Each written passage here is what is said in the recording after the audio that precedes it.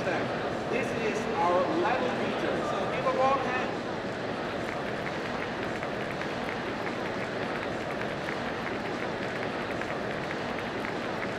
Please give a warm hand to Thomas Witt.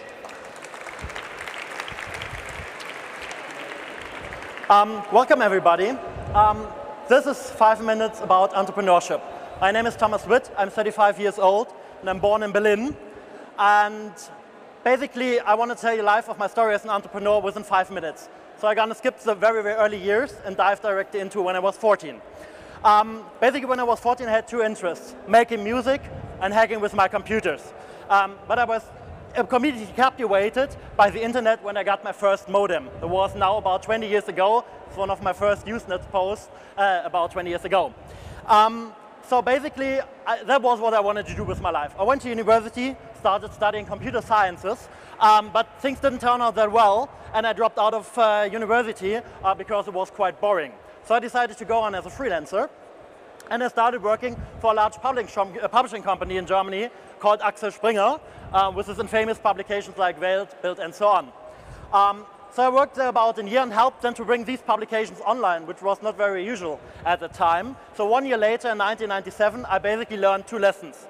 First lesson was, I never want to work in a large company because you're a very small fish in a very large pond, and it's very, very easy to end up like this. The second lesson I learned was about publishing. At this time, it was very hard for people to publish things on the internet. It was only for experts, and sometimes even Chuck Norris only could do it. But what about the average employee, like Manfred? Let's call him a typical employee in a company. He did not know how to publish in the internet, and there was a birth of content management where we enabled the software people to easily publish in the internet. So I decided to start my own company, and I met my two co-founders, Stefan and Bernd. And basically we founded InfoPark. This was our first office, but unfortunately not the villa. It was rather the small garage in here, because always found companies in a garage. So we quickly managed to acquire some large customers and move to a bigger office space, and everything was well until the bankers came. And there were people with lots of money, and some things like the new economy came around. They said, we give us a lot of money and we put you on the stock market and you will be very, very rich. So we decided basically to do that, and we grew from 30 employees and about 100 employees within 9 months. The net valuation of our company was 380 million euros, and if I had that money, I would not be here today. But unfortunately, things didn't turn out that well. I still wonder how they found out 380 million. Why was it not 360? But anyway, I think they threw the dice. Unfortunately, our IPO was planned for April 2000, and as you all know, in March 2000, the stock market broke down. What then followed was one of my darkest periods as an entrepreneur, because we had to let go of 120 very, very talented people in order to save the company at all. That was a really dark moment. So we reduced our idea from a soon-to-be billion-dollar company to a very normal, mid-sized German Mittelstands company. Fortunately, Manfred was still there, and he still did not know how to publish things in the internet. So our company was growing smart, and we managed to acquire some nice customers, like these ones. If there's one thing which is very right to the IT industry, it's change. And that's what happened in 2007 when we changed our company again. Because there was a nice small bookseller called Amazon, and he introduced something which we called the cloud today. And the cloud was basically the idea that they rent out their unused server capacities, which they didn't use during off-peak times, by the hour. And you could rent one server, you could rent 5 servers, you can rent just 5,000 servers with a mouse click.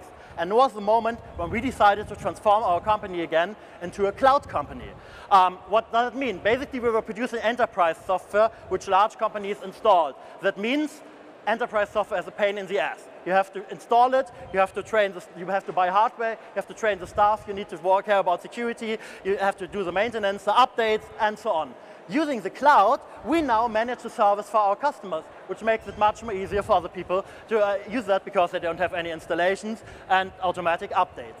Another thing which they gain is scalability through the cloud. Let's take a look at the typical customer of us, which is Airport Nürnberg. They usually run their website on 2 servers, but if something happens like holiday season, or air controller strike, or the volcano